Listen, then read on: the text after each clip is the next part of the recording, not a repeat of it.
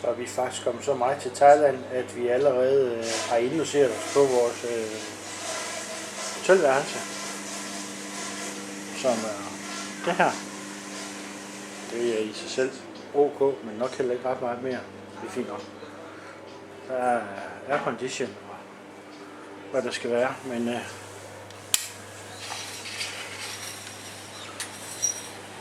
vi har bestilt havudsigt.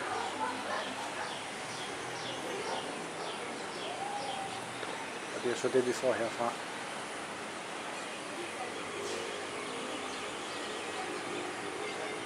De første par dage her er poolen lige ved at blive renoveret, så vi skal bruge pool nummer 2 i stedet for. Men det går også.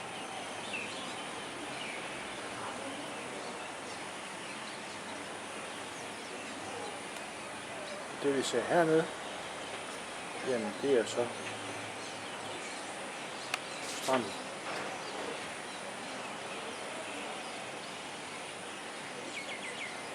Og vandet det er både vådt og godt.